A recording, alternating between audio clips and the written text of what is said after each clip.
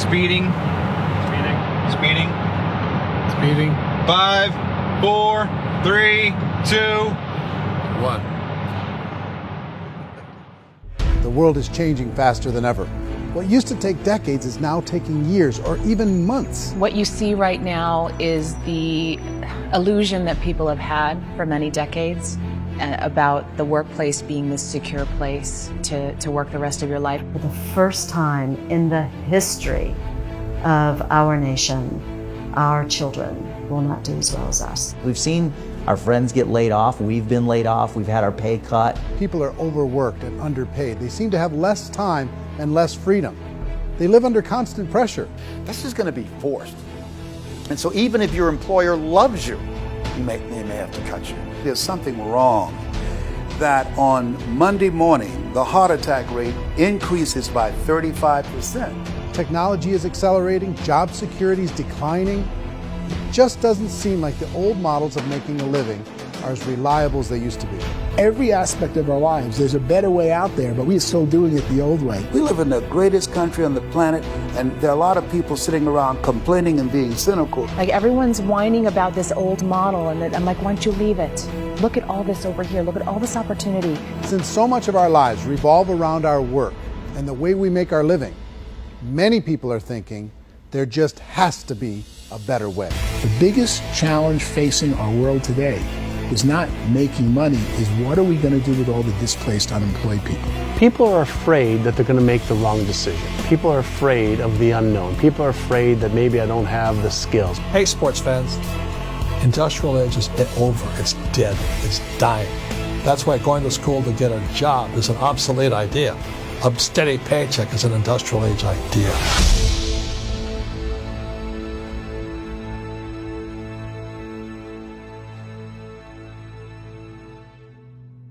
It's the search for answers that has brought us here together today. My name is Eric Worre, and for almost 30 years I've been an entrepreneur, struggling at times, but ultimately succeeding. As a best-selling author, speaker, and business owner, I've spent my entire career helping millions of people around the world to become entrepreneurs. And I believe strongly that there is, in fact, a better way when it comes to how we make a living. The career landscape has changed dramatically, and many are still working in a model that is completely out of date. What worked for previous generations isn't working as well for people today. In this film, we're going to explore 3 important questions. First, what's really going on in our working world today? Second, in this new economy, is it better to become an entrepreneur, or is it safer to work for someone else? And third, if a person decides to become an entrepreneur and start their own business, how can they do it without taking on massive risk? To help in this journey, I've brought together some of the greatest experts and thought leaders in the field of entrepreneurship to share the real facts with you. My intention is to give you new information that will allow you to make choices that are not limited by an old, outdated model. Let's start by understanding what's going on in our working world today.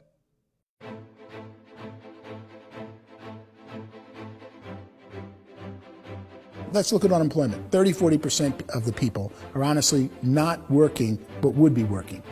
What our government does is if you haven't found a job in 6 months, we don't call you unemployed. We pretend you dropped out of the labor force. I've often said that unemployment, particularly structural unemployment, that's unemployment due to technological changes, is the first sign of economic growth. Think of it, 10 people live on an island. They go out every day and fish. One day, new technology shows up. A missionary brings them a net. Now, using the net, one pilots the boat, one throws the net. 2 fishermen can do all the work 10 used to. That's a 500% increase in productivity, 2 doing the work of 10, in one day. You don't have to learn a lot to learn how to throw a net instead of throw a fishing line. The island's got a big problem, 80% unemployment. But the island still has all the wealth of the fish because the 2 people produce as much fish as 10 did. Now, of course, looking back in history, these changes used to take thousands of years. And during that time, we went into farming and transportation. Some of us became doctors and some teachers and lawyers, and we developed all these new professions and new manufacturing jobs. Today, these changes are occurring literally in one day when a new technological advance occurs, and we don't have the social structures to deal with it or to retrain the unemployed people. So one of the things that I think is interesting as I travel across the country and really travel around the world is the way that we work and the way we get paid for work is changing pretty dramatically. On a global basis, everything is being turned upside down because of the rapidly advancing technologies.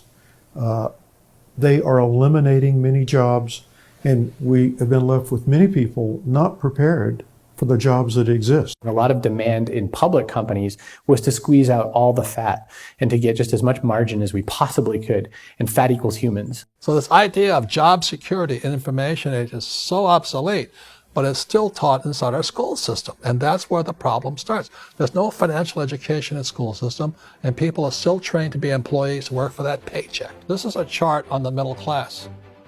What's happening in the middle class, those that went to school, their incomes have been coming down for years.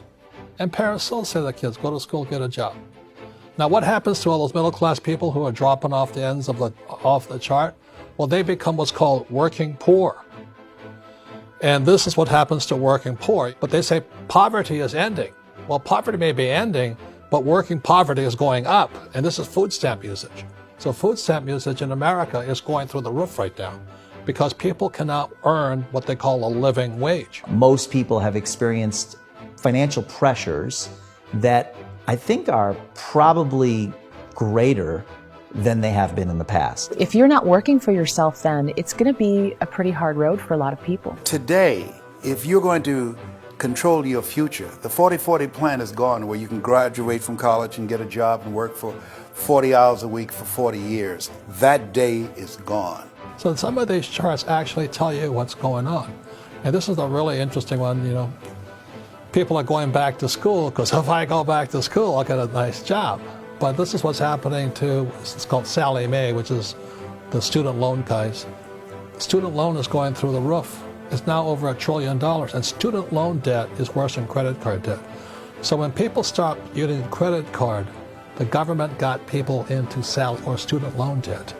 And the problem with student loan debt is you can never be forgiven. See, with credit card debt, you can declare bankruptcy and all's forgiven. But student loan debt, you can declare bankruptcy, you still owe it. It's the worst of all debt. But this is the next picture. Look at this chart here. This is what's happening to wages of college graduates. It's going down.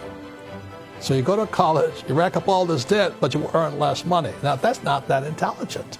Average person who's been working a lifetime in America today is ending their lifetime at 65 with about $41,000 in assets. They earned just enough to survive.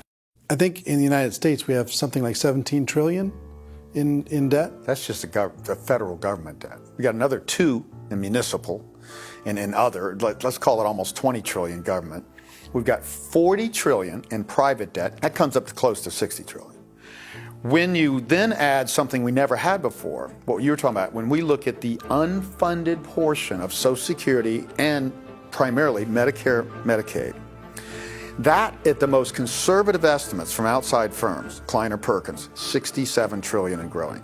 That's more than all our other debt. There's less conservative estimates that say it's 84 trillion or higher. I added up conservatively $127 trillion in total debt. Debt is a financial drug. When you take it to excess, it's like taking a drug. Yeah, it makes you feel better, it enhances your performance, but at a huge cost, eventually it kills you. And so that's what happens. We keep doing more and more debt, and you get less and less results, just like a drug, until the debt gets so high that it crushes the whole system. That's where we're at, 8.2 times GDP.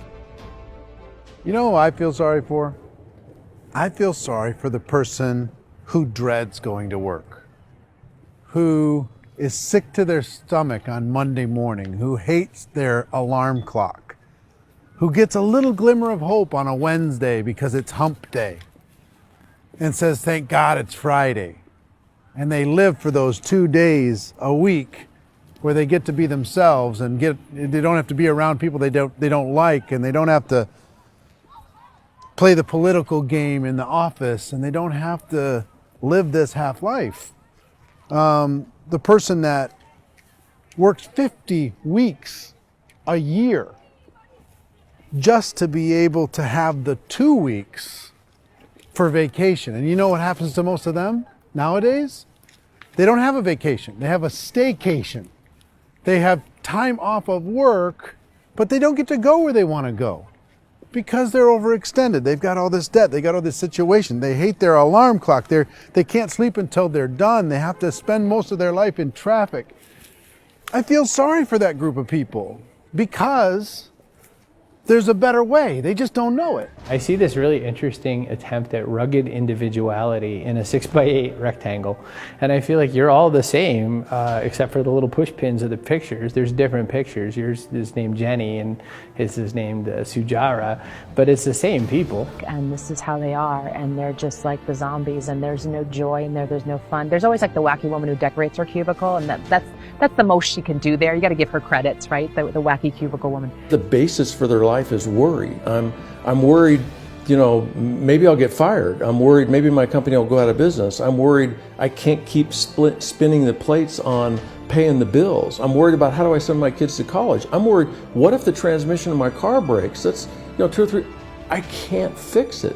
People live in a sea of worry, and it eats at them. Those signs that people held up during the Depression didn't say looking for gainful employment in a cubicle. It said looking for work. Work is what we're looking for. Job is just a unit of measurement. Work is what we're going after. It's time to look in the mirror and say, it's not the economy, it's my economy. It's my little world of where I am. I need to improve. I'm not going to wait for the economy to come back because, frankly, the economy is doing great in this country. So I'm here on Wall Street, the financial center of the universe, the financial capital of the world. This is where most people's money goes to at least be held for a time, right? With interest rates in banks being effectively zero, and many experts are predicting it's going to stay at zero for the next 10, 20, even 30 years, people feel like they don't have any choice but to put their future into equities, to put their future into the hands of other people on this stock market, and hope that the stock market goes up, hope that the stocks that their advisors pick or that they pick goes up. That's one way to go, I guess. It's my personal belief that if you put your future into the hands of yourself, in other words, you have earning power by yourself, I think you're a better investment than these guys. I think controlling your future is a better option than handing over your retirement to these guys. The average household income in the United States is approximately $50,000 a year, what they call the middle class. To reach the top 25% of income earners, you'd need to earn at least $90,000 a year. To reach the top 10% would be a household income of $140,000, the top 5%, $190,000, and to be in the top 1%, you'd need a combined household income of at least $380,000 a year. So here's the question. What do you think would give you the best chance to move up and get to the top 10%, the top 5%, the top 1% or beyond? In my opinion, and in the opinion of many, many experts, the answer is to become an entrepreneur, to become your own boss.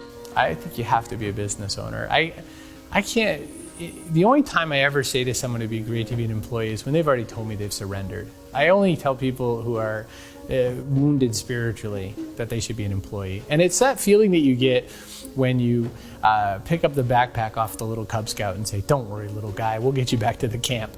You know, it is in no way a kindness when I tell someone they'd be a great employee. The other status symbol really increasingly is lifestyle. I mean, people can own their own business, maybe even work out of their house. That, I tell you, people admire that. Like, gosh, I wish I could do that. The spirit of the entrepreneur is to be a risk taker and to be resourceful and unstoppable and to have a vision of yourself beyond where you are and not willing to settle for life as it is. You think about the great entrepreneurs, they're visionary, they have heart, they're willing to do today what others won't so they can do tomorrow what others can't. Personally, I don't think of the new economy, the old economy. I create my own economy.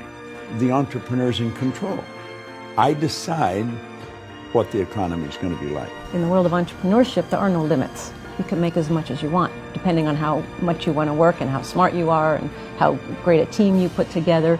There's no more lifetime rewarding business than being an entrepreneur. Why in America, where anyone could be anything, would people want to give up their freedom and become effectively a modern-day slave, told shut up and be here every morning at 7:30, leave at 5:30, and do what I tell you? If people decide to become an entrepreneur and work for themselves, they have some traditional options, but they're riskier than you might think. Any kind of a retail business, retail build-outs, is extremely expensive. Even just these small little yogurt stores where they're putting little yogurt machines and you get all the different flavors, you're spending $200,000, $300,000, $400,000 to open a yogurt shop. I would love to buy a Dunkin' Donuts, but it's $500,000 or so to start. I don't quite have that just in case money. Risk you can lose it all, and most guys do 2 or 3 times, and even big guys like Branson, because I'm such a fan of his, half his companies don't work. If you make $1 million, your problems are going to go. If you make $1 billion, your problems are really going to go. Just the opposite. You and I know when you're making $1 million, you got $1 million responsibilities. You make $1 billion, you got 1,000 times $1 million responsibilities. And most people say, I'd love to be my own boss. 70% of Americans would love to be their own boss, according to recent polls. But they don't know how to get there. Because what are you going to do? One, you could buy an existing business. If somebody's selling an existing business, you have to ask why. Usually because it's probably hard. It's probably not making as much money as they hope. 2, they could buy a franchise. A little less risk, proven system, but it's expensive to be able to do that. 3, they could start something from scratch. And that's where a lot of people feel like, I don't have the chops to do it. I don't have the money. I don't have the product idea. I don't have the expertise. I don't have whatever it's going to take to be able to get there, and I can't risk my family to do it. So, 4th, they could become an investor. A lot of people in this town invest to try and figure out a way, but you got to be pretty smart with that game too, right? Venture capitalists, who are the very best and most sophisticated in investing in new breakthrough businesses, make it on 1 out of 11. That means 10 out of 11 are mediocre or fail. Most of them fail. That's the risk there. An angel investor is lucky to get 1 out of 15 or 20. A business is a team sport. Like, I have to have accountants, I have to have engineers, I have to have system designers, I have to have sales, marketing, I have to have accounting, I have to have mission statements, I have to have legal and all that. The average Joe Schmo, even me, I go out there, I don't have the skills to put a business together. I think the bottom line for the 4 traditional options is they take money, sometimes a lot of it. They take expertise, and they take time.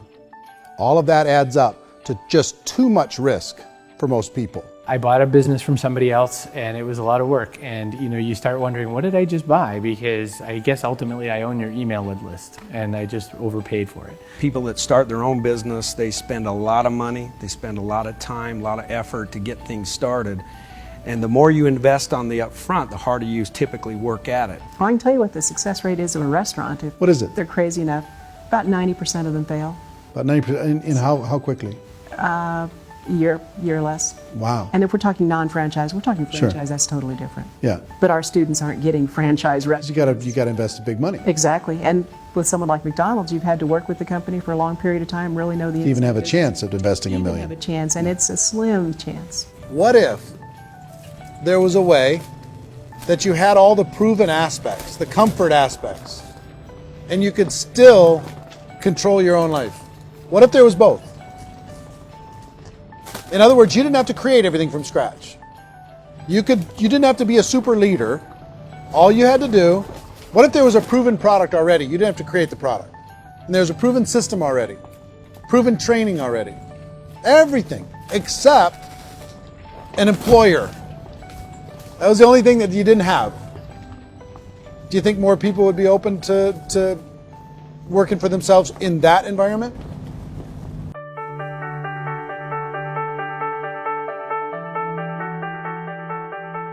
In our search for a better way to make a living, we've come to the conclusion that becoming an entrepreneur is actually safer than being an employee. And through our look at the entrepreneurial options, one particular path kept coming up from expert after expert. And I think most people will find it surprising because it's certainly a non-traditional business model. That model is for people to start their own business and become an entrepreneur through the creation of a network marketing business. Some people call it direct selling because the product is being sold directly from the manufacturer to the end consumer, cutting out the middlemen. Other people call it multi-level marketing, or MLM, because there are multiple levels of commissions paid. The most common term today is network marketing, because network marketing best describes using a large group of independent distributors, independent entrepreneurs, to move a product or service more efficiently. So my friend here, Donald Trump, and I, we always write about the network marketing industry. And the reason we support the network marketing industry is because it really is a business school for entrepreneurs. Because most people come out of school looking for a paycheck. Oh, that's terrible. I went to network marketing like that. I think if it didn't exist, we should invent it. It is that good. I think direct selling is a great way to do business today. It's very easy to get into that industry, and you can be self-employed, be in effect an entrepreneur. When we see multi-billionaires adding network marketing companies to their portfolio of companies, that would be a clue. When we see people who are very famous authors and very famous business people endorsing the industry, that would be a clue. These network marketing companies aren't $50 million companies. They're billions and billions of dollars. They lead the stock market. They're major companies. When we're going to get it? You know, and you're going to school to work for a paycheck. But if you want to be rich, be an entrepreneur. And network marketing gives you the spirit to be an entrepreneur. A traditional company will spend up to 50% of their total revenue on marketing. Network marketing companies use a different approach. Instead of having all that extensive marketing expense, they utilize a network of independent distributors to do the marketing for them. Now, why do they do this?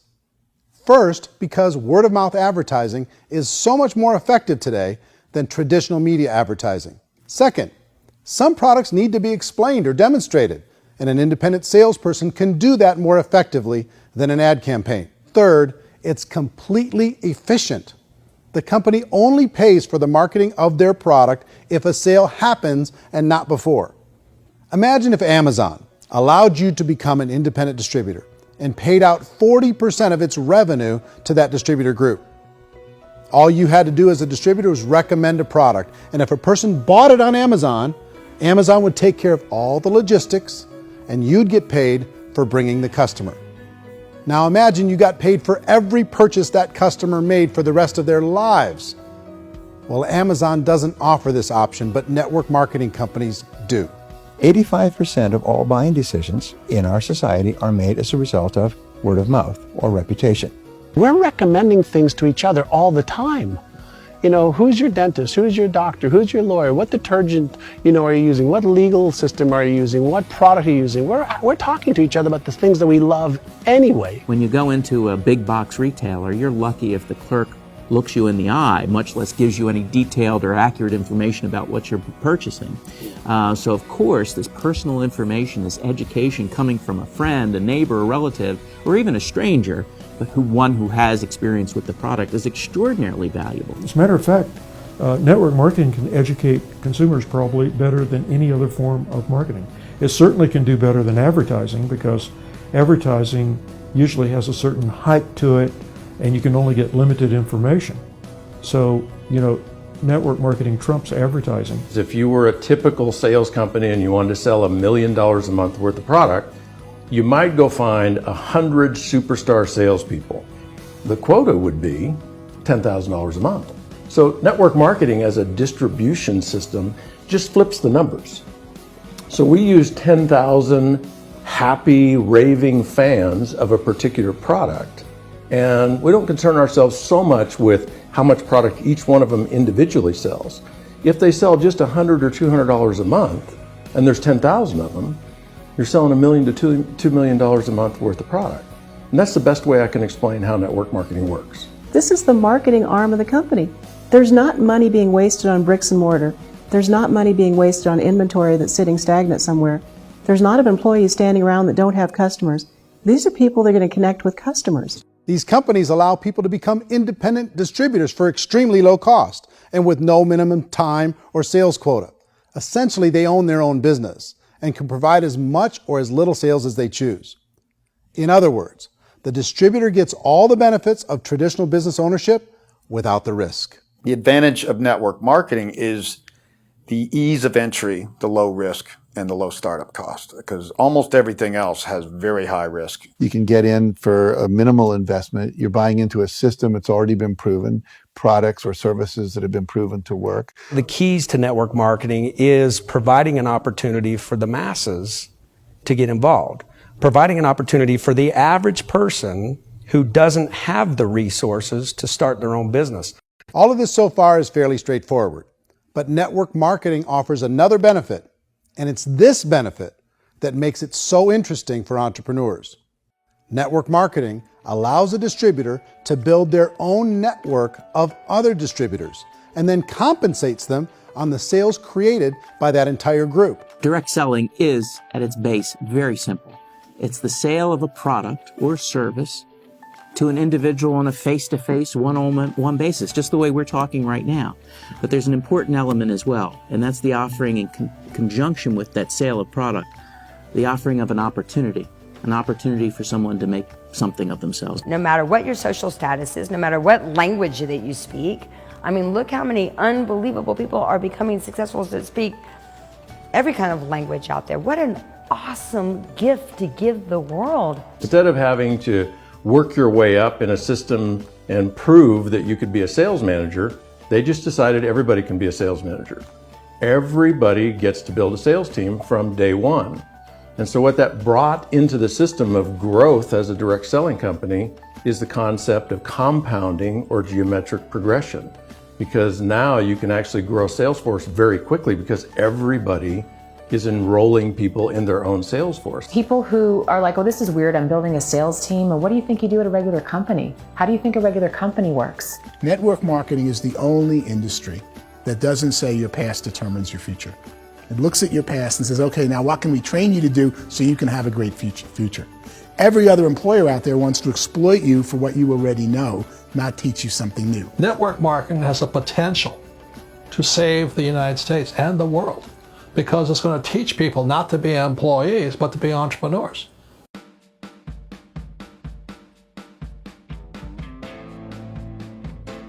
According to the Direct Selling Association, if you add up all the network marketing companies around the world, they combine to do over $178 billion a year in retail sales. To give you an idea of how big that really is, the NFL, the National Football League, does approximately $9 billion a year. The music industry does a little more than $16 billion a year, and the movie industry does about $80 billion a year. Using a conservative average, network marketing companies pay their distributors about 40% of that $178 billion in the form of commissions, which adds up to more than $71 billion a year.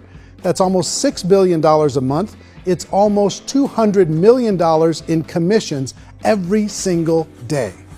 So it's certainly working, and people are making serious money in network marketing. With the growth of the direct selling industry over the last 10, 15, 20 years, we've seen a broader understanding of the channel. We have seen more and more people getting involved in the business. So our penetration in the marketplace has increased, and thus the understanding in the marketplace of who we are has increased. And we've seen non-direct selling companies look at the direct selling model and say, something's going on there. People are making money. Companies are being profitable, individuals are being motivated, product is being delivered to market. Maybe we should explore this. Some people think only the people at the top make money. Well, let's take a look at that as well. In the network marketing profession, there are roughly 500 people in the world who earn over $1 million a year. If you round that number up to $2 million a year, that adds up to about $1 billion a year. That takes the $71 billion paid out each year down to $70 billion. So where does the rest of the money go? The vast majority goes to part-time people making anywhere from a few $100s a month to many thousands of dollars a month. It goes to people who choose to make it a full-time career move and earning even more than that. Every day, people are using the money they earn through network marketing to pay off debt, have more fun, and improve the quality of their lives. Everyone I know in network marketing has been doing that since the 50s. They go to work when they want to go to work. They stop working when they want to take time with their children to have a leisurely breakfast and discuss issues and driving to school. They go back to work when they get home, wherever they're working out of. The biggest thing that I've seen is people that have become much happier in their life. MLM has probably made more millionaires of more people in more countries, and I've spoken to them in 67 countries, than any other single form of business, starting from nothing. If they have a choice between working a job for the next 10 years or working a network marketing business for the next 10 years, the result of working the network marketing business will be better.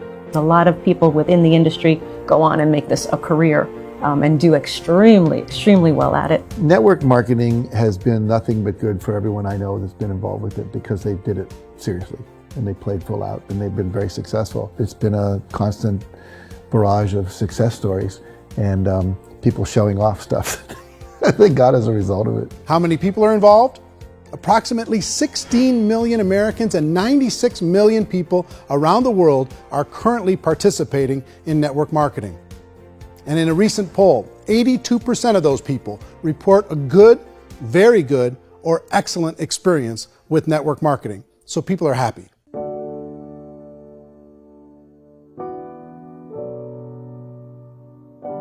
So I've taken a look at the network marketing profession and really tried to understand why so many people are confused as to the validity of this as a business. One is this pyramid shape. People get really messed up with this pyramid. Oh, it's one of those pyramid things. So I just think there are a lot of haters out there who really don't understand the industry and say, oh, it's a get-rich-quick scheme. It's a pyramid. Well, corporate America is a pyramid scheme. You know what I mean? It goes like this. You have thousands of MBAs, let's say working for Ford or General Motors or Coca-Cola. If all these MBAs are all trying to get to here, that's a pyramid. Only one guy's going to make it. Every 10 years, one's going to make it. Whereas you look at network marketing, it's like this. So you're here, and your job is to develop other CEOs coming up behind you. So it's an inverse pyramid. In network marketing, it's a very simple concept. If you sell product, you get paid. It is paid based on production. There is no first mover's advantage. There is no investment component where the more somebody spends, the more they're entitled to make. So the two are polar opposites of each other. It doesn't matter what shape the company is or the compensation plan is shaped, whether it's a circle or a pyramid or a triangle or a trapezoid, it doesn't matter. If compensation is coming primarily from recruitment, then you've got a problem.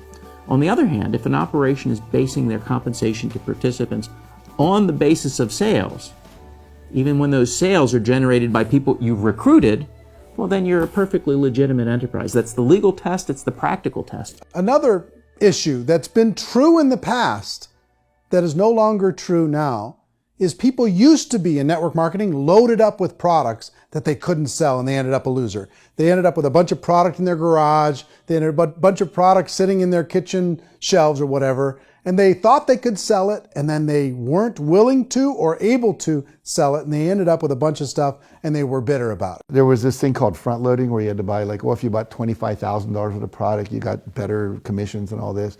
Today, it's almost all done by computer. It's direct mail comes from a warehouse somewhere else. You don't have to have all this inventory. You don't have to stock up. It's a paperless world now. Most of it's done online. You have a back office. It really works. And the technology has changed everything. Third issue is people start talking about 99% of people in network marketing don't make any money. Well, we've talked about that over the course of this journey together.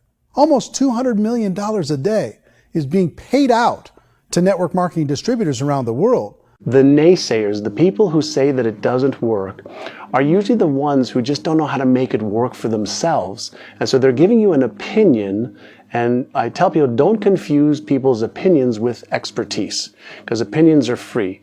And don't confuse sincerity with the truth, because people could be sincerely wrong. But here's the reality inside of network marketing. The vast majority of people that get involved in network marketing just become customers, and they get involved to be able to purchase product at a lower price. If you take Costco as an example, if a person goes into Costco and gets a membership to Costco so they can get a lower price on the product, we don't call that person a loser because they have a bunch of product that they walked out with with a smile on their face. Yet when some people want to take a look at network marketing, they say, well, those people, they're just using the product and they aren't earning an income, so they must be a loser. They're not a loser, they're a happy customer. That's the vast majority of people that are involved in network marketing. Now, a smaller percentage of those people decide to go build a business. They earn $300 a month, $500 a month, $1,000, $2,000. That's the bulk of earnings in network marketing. And then there's the few that really decide to take it serious, really decide to build a large network, really work to make that network very, very productive. And those people make huge amounts of money and there's no cap. What I do as an outside economist, just somebody looking at this industry like any other industry I speak and say, look, what's the realities of this? 1% do incredibly well. 10% generate some additional income at pretty low risk and effort, that's fine. And 90% of people roughly end up customers. One thing that I think is real when it comes to people's perceptions about network marketing is people put this, and distributors, I think, involved in network marketing have some responsibility for this. They have sometimes unrealistic claims about the product or about the income. Most people who become distributors, they want the money, they want to be successful, but they don't have the skills. They don't know what to do. And when people don't know what to do and they're in a new business, they're scared. And when they're scared, they panic and desperation kind of sets in. So they think everyone they talk to has to get in. So if I talk to you and you say, well, no, I don't have time to do that, they're like, no, I need you. You have to do this or I won't be successful. So I start clawing on you. I start that desperation. So then I start making claims about the product, which are not appropriate, probably not even true. Or I start saying, let me show you how you can make all this money and you don't have to do anything, Eric. And so you just totally misrepresent the opportunity, and you're clingy with people because you think you need everybody to be successful, and you don't. You know, one of the messages that I try to deliver most forcefully to companies as well as salespeople in direct selling is that you don't have to overpromise. The reality is in network marketing, there's a lot of hard work involved. There's a lot of effort. You're going to have to develop yourself. It's a business like anything else. It's going to take some time, but in my opinion, it's better.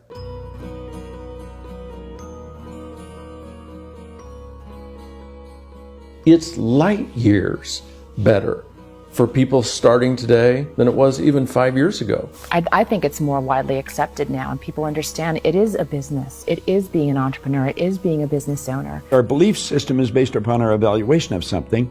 And frequently, if we reevaluate a situation, our belief about that situation will change. The industry has changed and it's grown up. It's totally transformed. You've got young people today that have grown up with social media, and they understand networks. They understand how people are connected through technology, and they understand how money flows through those networks. So when they see network marketing, they don't see it the way their parents saw it. And we've all learned, the larger industry that you represent, has all learned from those mistakes and flaws and errors that have happened early on. Early algorithms didn't work the right way. That's all fixed. It's like when they design a computer program, they design the program, then they run it, and then they go back through and they debug it. The MLM industry has been debugged. This is the day of being virtual, being able to run a business from your mobile phone. I mean, it's incredible. Companies are getting smarter. They're implementing more consumer protections. They're implementing more compliance training.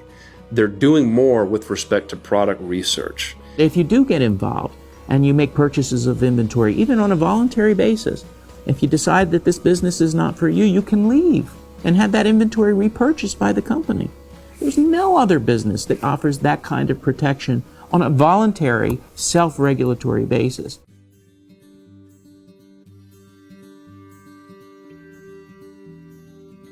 If you decide to look further into a network marketing business in order to generate more cash flow for your family, I would recommend reviewing the following 4 elements. First is the product or service. And on the product or service, I would ask 5 important questions.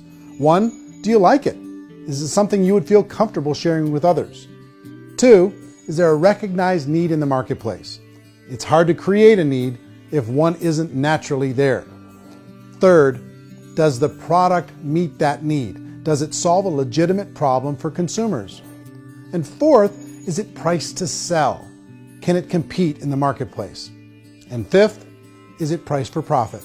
Is there enough margin for the company and the distributor to be able to generate income for the long term? If you can answer the questions on the product to your satisfaction, the next element to consider is the company itself. Is it well run? Do you believe in the founders or the management team? Do you feel they have what it takes to go all the way? See, it doesn't matter how good the product is if the management can't take care of the company. Good management can change with the times. They can handle adversity. They can make good decisions. Make sure you choose a company that can serve you for a long time. The third element to consider is the compensation plan. And with that, there are 3 important things to look at. First, a brand new person needs to be able to generate some money fairly quickly. It may be an obvious reason, but you can probably imagine the ripple effect of a distributor getting involved and having even a small victory fast. That can only help with the overall success of the organization. Second, a person should be able to develop a moderate part-time income in a reasonable period of time. As they develop their network and as their sales grow, they should be able to enjoy more benefits. And third, for the people who are really serious, for those who decide to really go pro in the network marketing profession, there should be the possibility to make a serious full-time income if they work hard and are committed to developing their skills. If you're comfortable with the product, the company, and the compensation plan, the last thing you should look at is the support that will be made available to you. Does the company have a website? Does it have a solid online reporting tool? Do they have comprehensive training available? Do they host events to help you build your business? If you decide to do this, what kind of a support system can you plug into?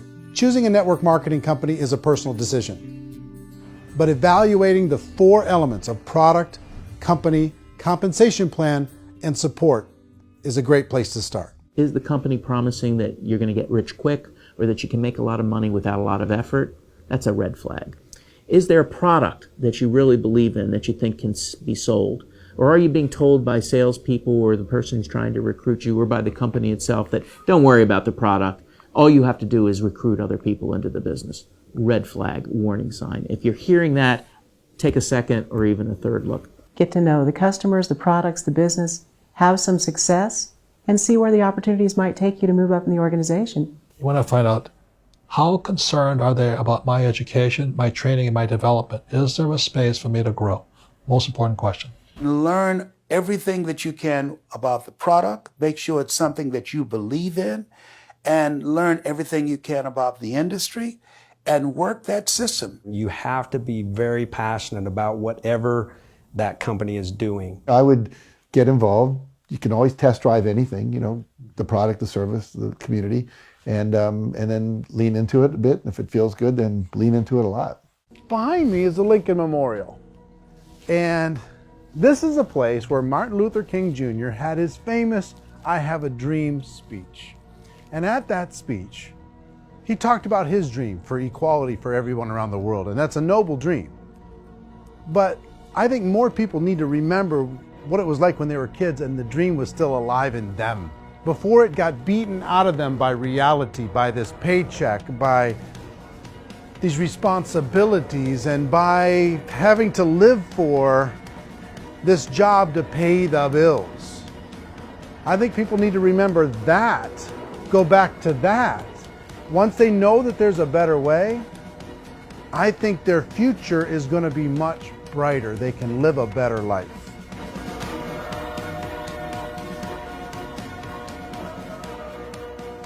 So if you're considering getting involved in a network marketing company, let me offer you just a few pieces of advice.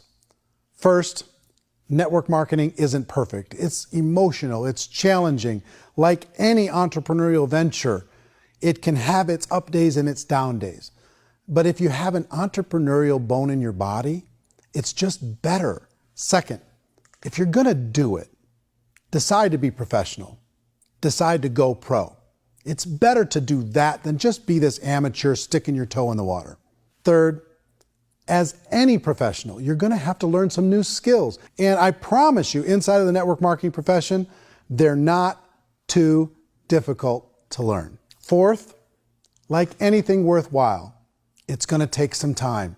Don't expect that you're going to get to the finish line right out of the gate. And fifth, it's worth it.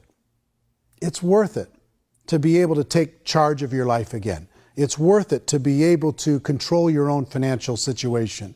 It's worth it for the people you're going to be able to spend time with. It's worth it for the things you're going to be able to see and the experiences you're going to be able to experience. It's worth it for the causes you're going to be able to contribute to, the lives you're going to be able to touch, the customers you're going to be able to help, the friendships you're going to be able to develop. I promise you, it's worth it. Remember, most people are searching for answers just like you are. But I do have to tell you the catch to network marketing. If there is a catch, if you want to understand this from an emotional point of view, people say, well, it sounds too good to be true. It's not, it's hard work. But here's the catch. Most people still don't understand it. So you're going to have to endure the loss of social esteem from ignorant people. The uneducated will think less of you. Now, if you can handle that, you're on your way. If that's going to destroy you, you know what? Entrepreneurship in general probably isn't in your future. If you can face that catch, you can become unstoppable. I want everyone to really contemplate this if they're not in network marketing. You're in a job, you probably have a mortgage, you have rent, you have debt, whatever's going on. You're in a prison. You work just hard enough to keep them from firing you, and they pay you just enough to keep you from quitting. Come on! I've been there, done that, and bought that t-shirt. In network marketing, if you run into failure, it's really just a homework lesson for yourself. There's no one to blame. You really have no excuse not to be successful. You just don't. People don't want to hear that, but there's so much available to you. If you want to be a good network marketer, be a student to the people above you, be a fellow traveler to the people on the same level, and be a teacher to those below, and know when it's appropriate to do which. People who are not afraid of asking people to buy things, or not afraid of persuading people with a chance they may say no, these people own the future. Nothing happens until something moves. So you got to go move, you got to go do something, or nothing's going to change in your life. In the beginning, you're going to do a lot of things that you don't get paid for. But as you go down the road, you get paid for a lot of things that you don't do. And your job is rehabilitate the spirit, the entrepreneur spirit in all of us. Get it back. Either give it a strong yes or a strong no, but no wishy-washy, dilly-dally stuff in the middle. There's dreams and there are nightmares, but I believe that the biggest nightmare of all is when you don't pursue your dream. You're going to see some monumental growth in this profession. It's an exciting, exciting time to be involved with the network marketing profession. The next 10 years, I see just exponential growth. When that tipping point comes, it's not a matter of asking somebody, have you ever heard about network marketing? You're really asking them, which company are you building your wealth in? We are here to fix the world, to improve relationships with other people, to improve other lives.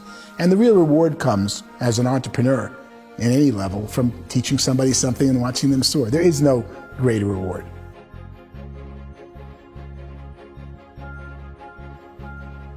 Life's too short to spend it living someone else's dream instead of your own. It's too short to spend it living at a fraction of your potential. Can being an entrepreneur be a challenge at times? Sure. But here's what you get in exchange. It can be yours. Something that you built, something that you created, something that you made happen. This balloon represents your dream. It represents entrepreneurship. My wish for all of you is that you would reach out and grab it. The choice is up to you.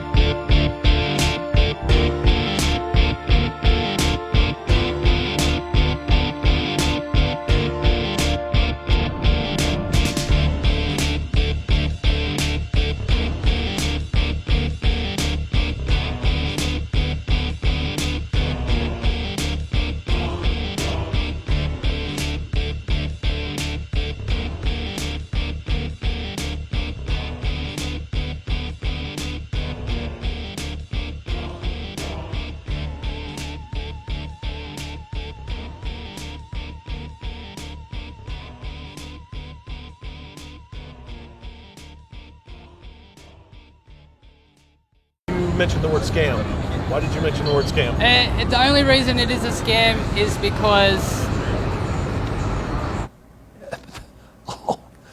That's terrible.